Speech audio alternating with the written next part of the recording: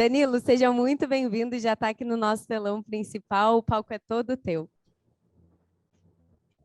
Joia, muito obrigado. Boa tarde, pessoal. Espero que estejam aproveitando bastante aí o evento, tenham acompanhado aqui o movimento no grupo do WhatsApp. Gostaria muito de estar aí presencialmente com vocês, infelizmente por questões de agenda não consegui dessa vez, mas estou vendo que está sendo um evento com bastante proveito, né, para todos vocês aí. Como foi comentado, né, a ideia é bater um papinho com vocês aqui hoje sobre tendências e inovação na educação corporativa. E vou dar um foco especial aqui em questões bem práticas, né, de como é que a gente tem aplicado isso aqui na Universidade Petrobras. Claro que não existe uma verdade única e absoluta e universal aqui sobre o que fazer, né, com a educação corporativa nesse cenário que a gente está vivendo atualmente, mas temos algumas coisas bem interessantes aqui, bem legais, que a gente está aplicando, que a gente gostaria de bater um papo aqui, compartilhar com vocês e, claro, ao final também poder ouvi-los e ouvir um pouco das práticas de vocês e também tirar dúvidas que vocês tenham. Tá bom, pessoal? Vou compartilhar minha tela aqui. Deixa eu só... Aqui.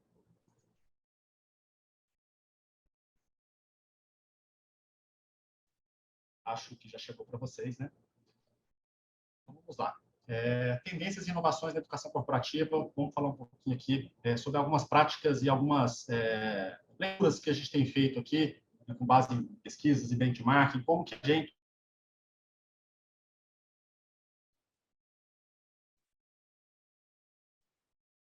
Isso aqui. Bom, pessoal? Antes de mais nada, só me apresentar aqui um pouco melhor, né? Meu nome é Danilo Garbaz, como comentado, e estou à frente da Universidade Petrobras desde dezembro do ano passado. Antes disso, estava responsável aqui pelas iniciativas de transformação digital no RH, então trabalhando com a parte tecnológica para RH. Também atuo como professor, como palestrante aqui em termos de transformação digital, inovação, tecnologia, estratégia. E também aproveito para deixar aqui, o QR Code está aí, o QR Code para nos conectarmos aí no LinkedIn. Podem só tirar a foto aí no QR Code, vocês conseguem me achar lá, ou procurar por Danilo Garbaz também, a gente pode se conectar por lá. A gente está sempre aberto para bater papo, trocar experiências, né? Não só compartilhar, mas também aprender, né, com outras empresas. Então, é sempre um prazer conectar com vocês aí, a gente poder aprofundar e bater papo no futuro também. Tá bom, pessoal? Bom, queria começar com uma pergunta. Antes de falar um pouquinho de como que a gente tem enxergado as coisas por aqui, acho que começar com uma reflexão é sempre importante, né? Quais objetivos, né, você está buscando atingir em sua estratégia de educação corporativa, né? O que vocês estão pensando? Eu sei que a gente tem aqui heads de RH, a gente tem aqui pessoas que já estão trabalhando mais diretamente, especificamente com a educação corporativa, tem pessoas de outras áreas também específicas de RH, mas acaba que todo mundo, direto ou indireto, ao treinamento e desenvolvimento, né? Seja como um cliente interno do RH, seja como alguém que está atuando, de fato, conduzindo os processos de educação corporativa, né? E quais são os objetivos, né, que sua empresa tem traçado para a educação corporativa na sua empresa? E aí, sempre quando eu faço essa pergunta e conversas com outras empresas, conversa com fornecedores, especialistas de mercado, né, e lendo relatórios também de consultorias, né, eu brinco com o pessoal que a gente tem um bingo quando a gente fala desse assunto aqui, porque é um bingo de algumas palavrinhas que, se essas palavras não aparecem, é até estranho. Então, quais são essas palavrinhas, né, que fazem parte do bingo ali, né? São essas aqui, né? Protagonismo, quando fala de employee experience, empoderamento, agilidade, lifelong e life-wide learning, engajamento, personalização, tecnologias educacionais. Mais ou menos aqui tem um resumo do que a gente tem ouvido e visto em termos de práticas e aplicações em outras empresas e dentro e fora do Brasil, né? Aqui está mais ou menos aquelas palavrinhas que conseguem aqui resumir um pouco assim do que a gente tem visto de tendências ali, de práticas, né, e desafios que as empresas têm buscado quando se fala de educação corporativa, e algum desses termos aqui vai até um pouco além, né, de educação corporativa, claro, né? Quando se fala de employee experience, né, percorre toda a jornada do colaborador dentro da empresa, né, até antes mesmo dele entrar na empresa, já se pode falar em employee experience. Engajamento, mesma coisa, enfim. Então, tem alguns conceitos aqui, claro, que são mais amplos, mas muitos deles aqui também se aplicam diretamente ao contexto atual, né, da educação corporativa. Bom, feita essa reflexão inicial, né, eu gostaria de me pautar esse bate-papo com vocês em 10 tendências da aprendizagem na era digital que a gente tem visto aqui na Universidade de Petrobras e é o que tem guiado um pouco do nosso trabalho. Então, o que eu vou fazer aqui com vocês? Eu vou falar um pouquinho dessas 10 tendências que a gente internamente está vendo aqui, está enxergando e está trabalhando, e depois eu vou compartilhar com vocês algumas práticas que a gente tem aplicado aqui dentro da Universidade de Petrobras, justamente para endereçar e para poder manter sempre atualizado de acordo com essas tendências que a gente tem percebido, né? Bom, vamos falar um pouquinho, então, sobre essas 10 tendências da aprendizagem na era digital. A primeira delas aqui é o conceito do conhecimento just in time, né? Ou aprendizagem just in time. O que significa isso? É a capacidade da gente poder ofertar conteúdos, ofertar soluções de capacitação para serem consumidas no momento que a pessoa precisa aplicar aquele conhecimento. Então, a gente está vendo claramente, já de algum tempo, né, uma migração daquele contexto onde a gente ia absorvendo um monte de conteúdo, fazia cursos de longa duração, fazia uma série de especializações, sem saber que dia você ia aplicar. Você ia absorvendo, né, aquele monte de conteúdo. Mas com essa velocidade de transformações, de inovações, transformações exponenciais, né, que a gente tem visto, a cabeça do ser humano já não está aguentando mais de tanto conteúdo, né? Então, a gente tem visto muito essa tendência do just in time. Você absorver um conteúdo no momento que você precisa aplicar. E aí, a gente tem uma série de estratégias para isso, né? Microlearnings, algumas pílulas, enfim. A gente tem feito algumas práticas nesse sentido. Então, essa é uma primeira tendência. A segunda é o conceito da aprendizagem ubíqua. O que é ubíqua? É a capacidade de você poder acessar, consumir, né, se desenvolver, consumir conteúdos e se desenvolver de qualquer lugar. Seja de uma maneira mais tradicional, né, na frente do computador, seja presencialmente na empresa, do celular, enfim. É quase que o Anywhere Office aplicado aqui para a aprendizagem, né? É o conceito da ubiquidade, né? A aprendizagem ubíqua é justamente isso. Você tem a capacidade de aprender, seja lá de qual for o seu lugar. Você tem ali soluções para você poder consumir conteúdo e continuar se desenvolvendo. Terceira tendência que a gente tem visto é o conceito da aprendizagem híbrida, né? Hoje, talvez seja uma das palavras mais em alta atualmente, é justamente essa questão do híbrido, né? E, de fato, é uma tendência, claro, né? E muito acelerada e impactada pelo que a gente passou nos últimos 2, 3 anos ali, né? A questão da pandemia, 2 anos principalmente. E isso, com certeza, passa a ser agora uma nova realidade para a gente aqui, né? Quando a gente fala de aprendizagem também, né? E o que a gente tem visto agora é justamente um retorno, né, para as atividades, né, de forma presencial, vídeo esse evento que a gente já está participando, né, já está acontecendo de forma híbrida também, né, mas tem uma série de soluções e métodos e metodologias que a gente tem que agora passar a repensar para ser efetivo, né, da maneira híbrida, né? Como é que a gente dá a mesma experiência para quem está remoto e para quem está presencial, né? Aprendizagem de forma personalizada. Como é que a gente provê conteúdos para resolver aquele problema específico que aquela pessoa tem naquele momento, né? Ou não o conteúdo, mas sim a forma, né? Como é que a forma de consumir aquele conteúdo é a mais adequada para aquela pessoa, naquele momento que ela precisa, né? Como é que a gente personaliza essas ofertas? É um ponto também que a gente tem percebido como tendência, né? Aprendizagem de forma colaborativa, né? Sair um pouco daquela aprendizagem mais professor falando, aluno escutando, e como é que a gente faz uma aprendizagem um pouco mais horizontal, por meio de aprendizagem, de interações sociais, né? Como é que a gente estimula isso? Tem estratégias para isso, eu vou dar alguns exemplos daqui a pouquinho também. Aprendizagem ágil, né? E essa aprendizagem ágil conversa muito com essa parte do just in time ali, né? Mas como é que a gente dá essa capacidade das pessoas consumirem conteúdo de forma mais ágil, né?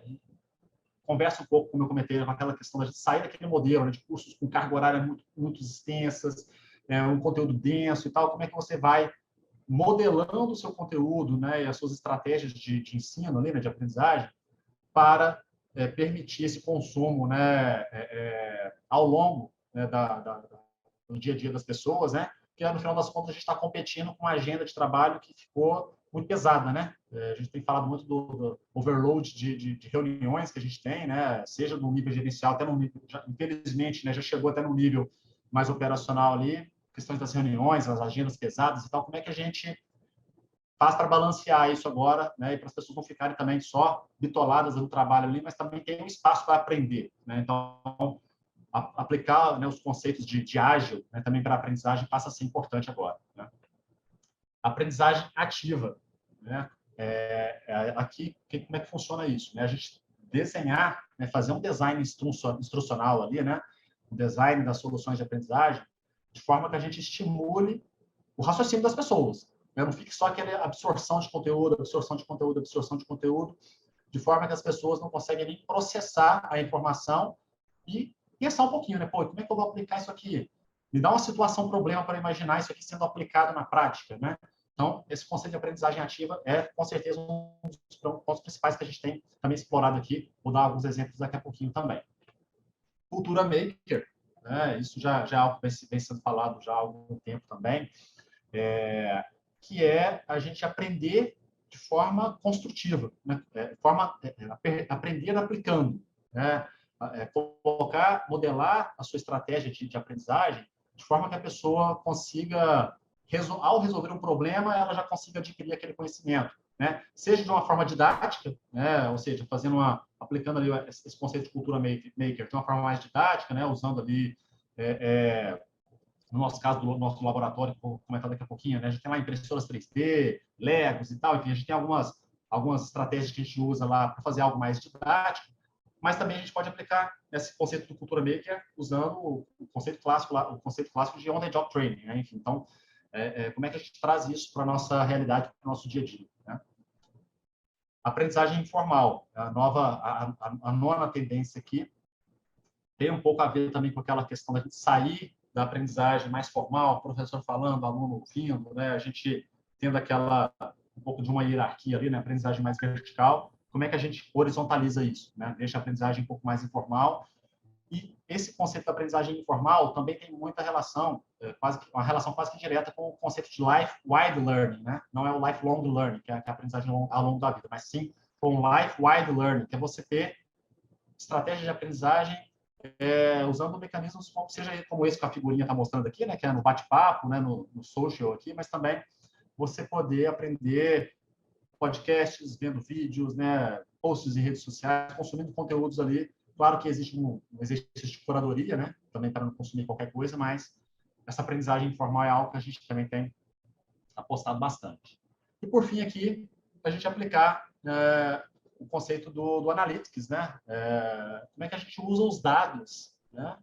Para tomar melhores decisões nos direcionamentos relacionados à educação corporativa, né? À aprendizagem nas organizações, né? Como é que a gente pega essa matéria-prima que está de forma abundante espalhada nas empresas, né? Mas como é que a gente trata essa matéria-prima para virar um produto de valor agregado ali para tomada de decisão, né? Para direcionar melhor as decisões da educação corporativa ou para direcionar melhor ali as recomendações de treinamento para as pessoas, né? Avaliar os impactos dos treinamentos, né? Está gerando valor, não está gerando valor, está agregando, não está agregando, enfim.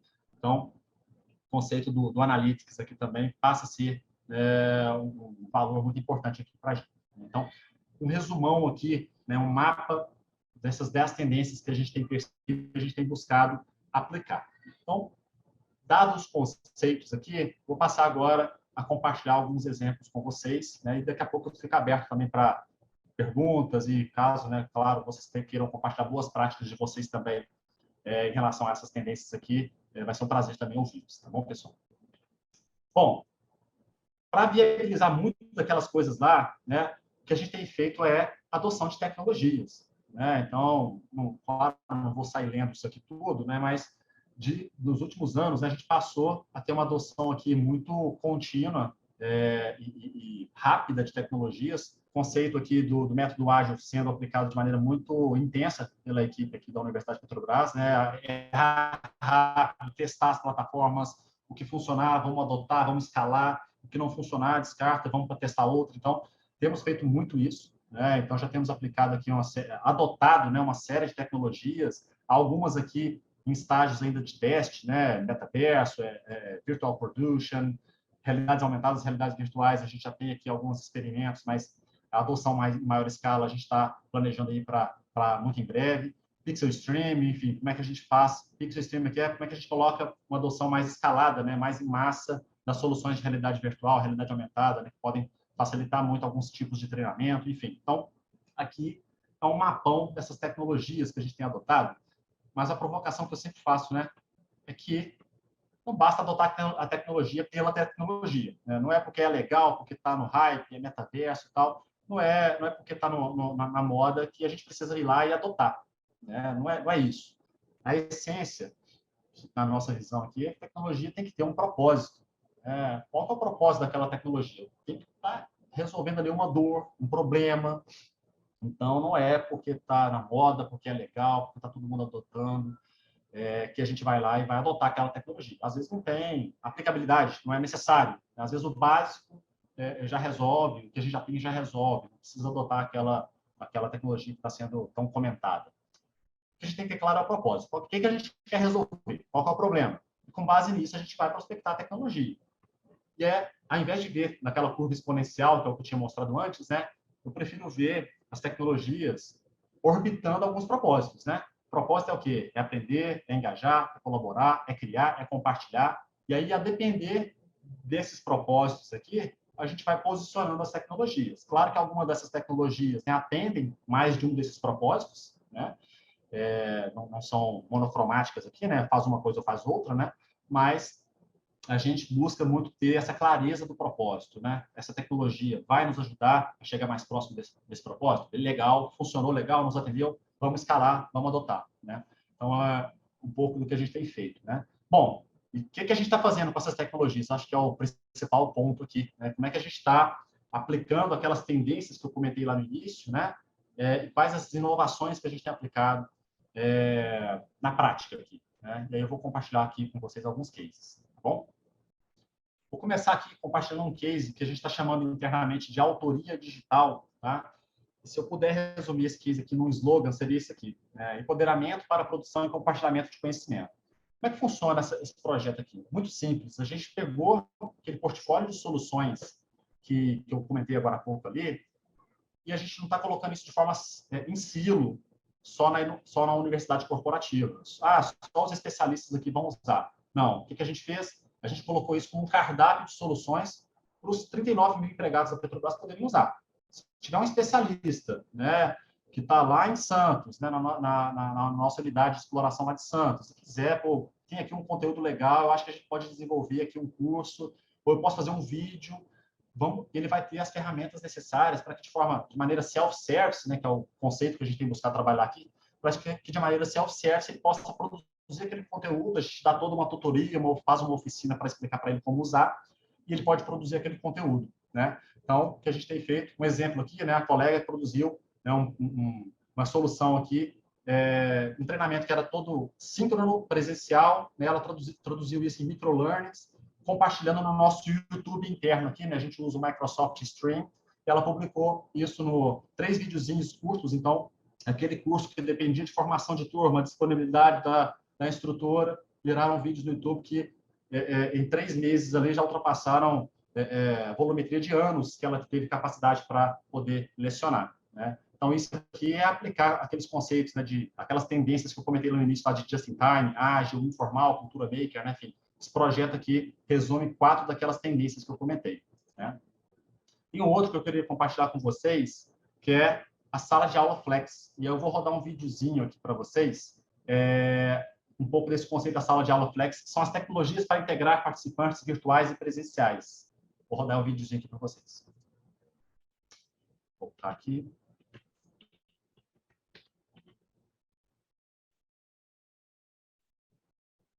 Num contexto de trabalho híbrido, com profissionais atuando presencialmente e em teletrabalho, a Universidade Petrobras está disponibilizando mais um recurso para o desenvolvimento de sua força de trabalho.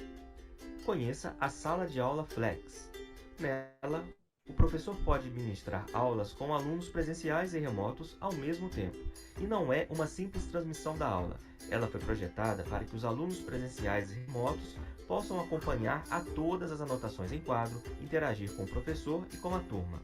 Ela possui uma câmera para capturar o professor e quadro branco, câmera para capturar a turma, microfone para capturar o áudio da sala e uma TV na qual o professor e alunos presenciais podem ver os alunos remotos. Para os que estão em dias de trabalho presencial, a sala torna-se um espaço reservado para o estudo e interação com os demais alunos. Para os alunos em teletrabalho, oferece a oportunidade e flexibilidade para a sua participação no curso.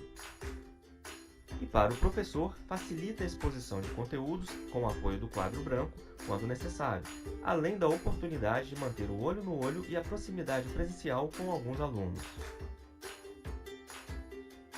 Então, esse é um recurso que a gente tem usado lá para que as aulas híbridas, né, virem mais do que simplesmente uma projeção via Teams ou Zoom, enfim. Elas permitem uma interação muito maior para quem está remoto também, né? O outro que a gente tem usado bastante aqui são as plataformas imersivas, né? A gente tem trabalhado muito com essas soluções, possibilitando que ampliar o alcance de evento, otimizar custos, né? A gente teve alguns cases aqui que a gente conseguiu aumentar a quantidade de participantes em mais de 300%, né? Ainda se reduziu o custo, mantendo uma boa avaliação, né, do evento que foi realizado, né? Então, aqui um exemplo desse evento aqui usando plataformas imersivas, né, que permitem combinar stands de apresentação com plenárias, né, apresentações ao vivo ali para o público maior, enfim, dá uma experiência também bem legal para o pessoal, né, que podem ser acessados de forma mobile também, então tem muita relação aqui com o Just in Time. Esses vídeos ficam gravados, né, os vídeos das plataformas, que podem ser consumidos posteriormente, né, para aplicar aqui o conceito de Just in Time, e também tem a ver com a questão do ubiquity. A gente tem feito aqui experimentos também com robô de telepresença, vocês podem ver aqui, né, acontecendo um processo aqui de Word Café, e uma colega, né, que estava remota conseguindo circular aqui, né, usando o robô de telepresença, ele se locomove aqui pela sala, né, ele consegue ter transmissão de vídeo e áudio, permite aqui fazer essas conexões e essa socialização, né? Então a gente consegue ver essa interação, né? A tecnologia ajudando aqui nessa conexão entre as pessoas, né, permitindo aplicar também os conceitos de híbrido, informal, colaborativo e personalizado. Gamificação, temos aplicado alguns cases bem interessantes aqui, inclusive para a liderança, temos feito alguns treinamentos, fizemos um case interessante aqui de desafios corporativos para líderes, né? Ao invés de ficar simplesmente num conteúdo expositivo, a gente traduziu aquele conteúdo em situações, problemas que viravam perguntas, aquelas perguntas, com base na resposta, a gente dava feedbacks com alguns microlearnings, né? E que virava posteriormente um ranking, né? Gerando ali uma sensação de competição também. Então, deu uma maior leveza naquele processo de aprendizagem, na aplicação, muito focado na aplicação prática também, né? E a gente tem feito uma série de workshops focados em resolução de problemas específicos, né? E aí a gente tem capturado, né, desafios das áreas de negócio, né, da Petrobras, e utilizado, né, do nosso laboratório, que eu vou fechar aqui a apresentação falando um pouco dele, justamente para poder gerar aprendizagem a partir da resolução de um problema, né? Então, usando muito aqui essa questão da aprendizagem informativa, né, e colaborativa, né? Vocês podem ver ali, né, interações para fazer canvas e preencher e fazer um processo de design thinking de forma totalmente colaborativa, usando vários grupos ali simultâneos, né? Então, a gente tem buscado muito usar já agora, né, desse retorno, né, ao social, ao contato humano, né, e não ficar simplesmente de forma remota, fazendo EADs assíncronos, enfim, a gente já está investindo bastante, né, de novo, nesse processo, né? E, por fim, queria fechar aqui a minha apresentação falando, compartilhando um pouco com vocês do nosso laboratório, né, que resume um pouco disso tudo que eu falei. A gente inaugurou um laboratório no início desse ano, chamado Expand Lab, é um laboratório de experiências de aprendizagem com metodologias disruptivas, né? E esse laboratório ele busca justamente isso, né? Prospectar tudo que está acontecendo de inovação, né, para a educação e a gente testar, errar, aprender rápido, né? E aquilo que funcionar a gente dá escala, né? Então, compartilhar um pouquinho com vocês aqui do que é esse Expand Lab. O Expand Lab é o nosso laboratório de inovação e educação. Ele é um espaço maker para a criação de experiências de aprendizagem com metodologias e tecnologias disruptivas para impulsionar a nossa capacidade de aprendizagem nessa era digital. Estamos inaugurando seu espaço físico, que é um espaço híbrido que pode ser acessado presencialmente e de forma remota. O Expand Lab possui 4 áreas. A área de prospecção, que é um espaço destinado à pesquisa e exploração das tendências e inovações disruptivas em educação. É um espaço para discussão de tendências, de demonstração de produtos e serviços que podem gerar insights de aplicabilidades em nossa experiência de aprendizagem. A área de ideação, que é o espaço destinado à concepção das experiências de aprendizagem. Nele, usamos novas metodologias na concepção de produtos educacionais, como Design Instrucional 4.0 e outras metodologias ágeis, baseadas em Canvas, por exemplo. A área de prototipação é o espaço destinado à construção dos protótipos de conteúdo e experiências de aprendizagem. Nele temos, por exemplo, um mini estúdio de produção audiovisual, câmera para captura 360, workstations para produção de RV, realidade aumentada e Virtual Production, óculos para RV, impressora 3D, é o nosso espaço maker do laboratório. A área de experimentação é o espaço para testar, é a sala de aula experimental e flexível para aplicarmos protótipos criados, testar nossas hipóteses e aprimorar as experiências de aprendizagem criadas. Esta e todas as demais áreas do laboratório possuem recursos de conectividade que permitem a realização das atividades de forma híbrida, permitindo a interação entre os participantes que estão presentes e os remotos. Aguardamos você, virtual ou presencialmente.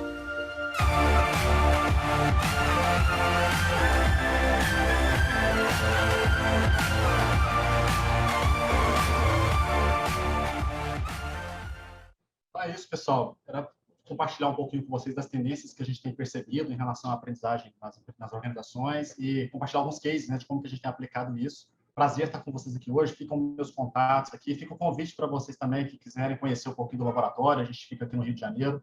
A gente pode combinar também aqui uma visita lá no laboratório para a gente poder bater um papo, trocar experiências também. Tá bom, pessoal? Fico disponível para dúvidas. Obrigado. Um abraço.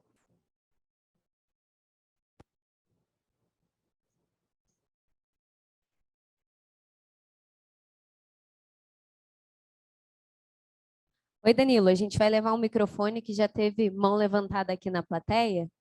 A gente vai levar o microfone para que eles possam te perguntar. Pessoal, lembrem de falar o nome, a empresa, né, para que ele nos conheça também. Boa tarde, Danilo. Eu sou o Samir, da Cofico International. Parabéns aí, muito bacana a apresentação, muito inspiradora. E você trouxe aí algumas experiências de levar, né, o colaborador como protagonista, o próprio colaborador, ensinando o colaborador, trocando, aprendendo juntos. Eu queria saber se você, quando implantou, quando começou a criar essa cultura de aprendizagem na Petrobras, se você teve que fazer alguma coisa para incentivar o colaborador a ser protagonista, né? Não só do próprio aprendizado, mas também do desejo de trabalhar no aprendizado do outro, né? Como que você fez isso? Joia. É Samir, né, que fez a pergunta? Isso. A imagem de vocês não está chegando aqui o vídeo, tá? Só estou ouvindo o áudio. Né? Mas beleza. Prazer, Samir. Obrigado aí pela pergunta.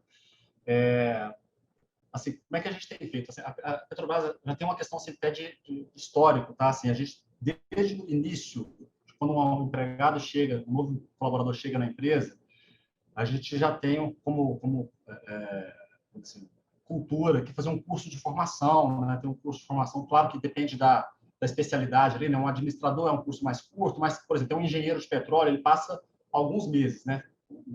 Estamos até com algumas turmas que chegaram agora para a gente recentemente, passam ali 10 meses, né, em treinamento para se especializar em petróleo, que é a nossa área, né?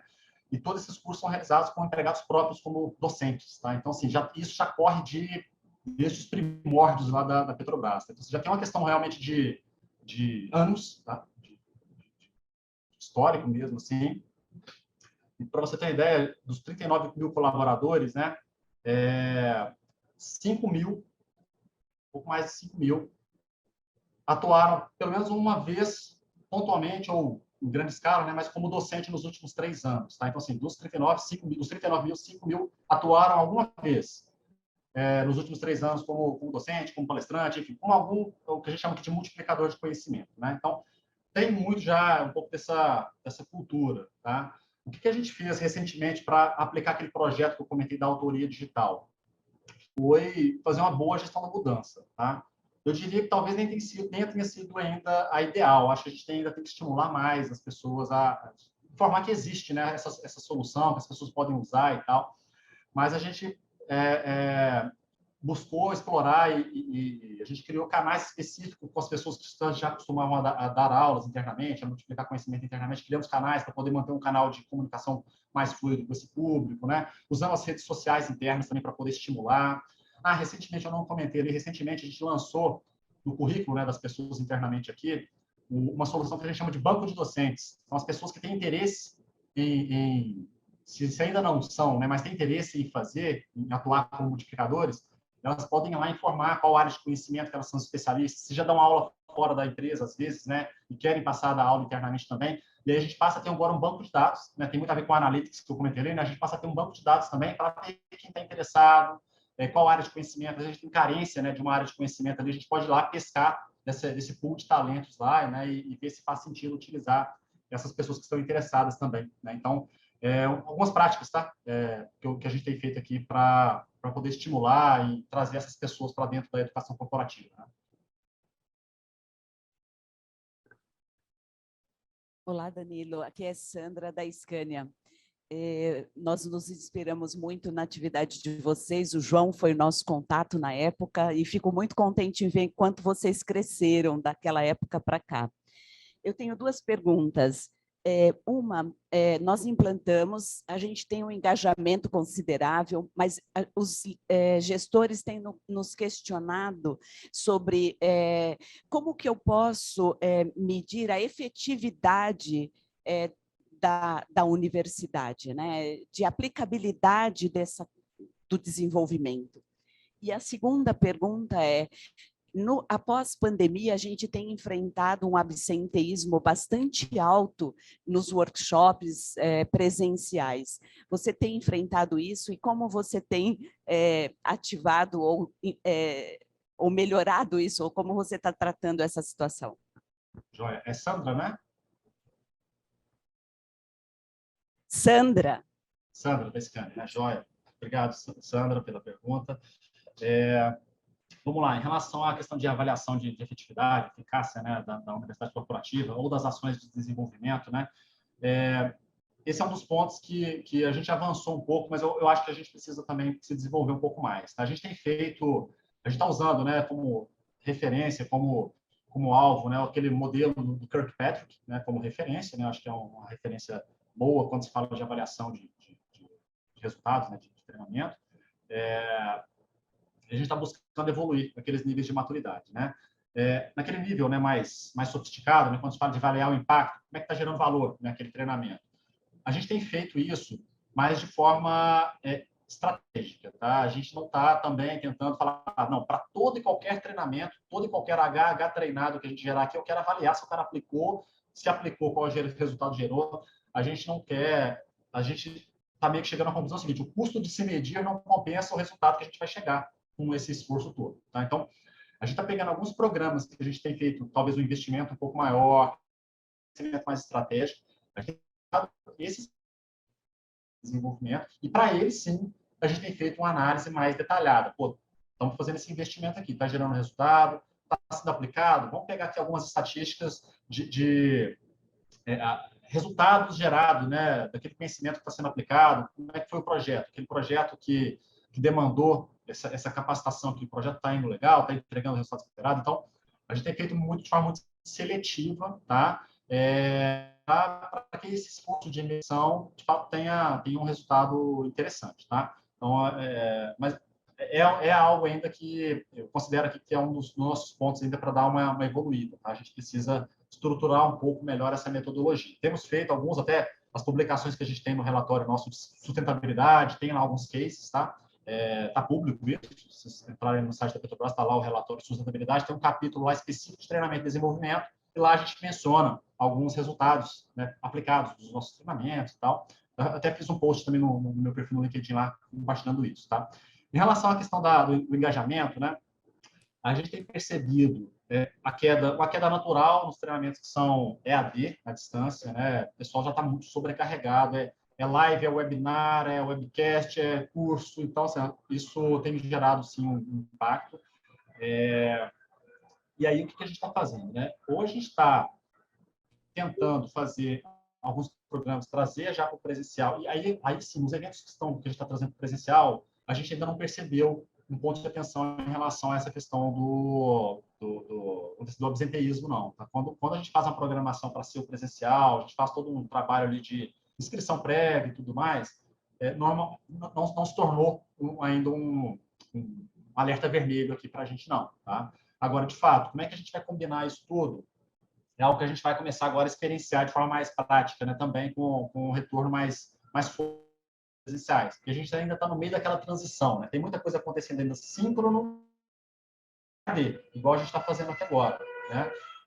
Então, a gente tem percebido que nesses casos, quando é EAD, de fato, ainda tem uma queda grande na presença, na participação mais ativa, né?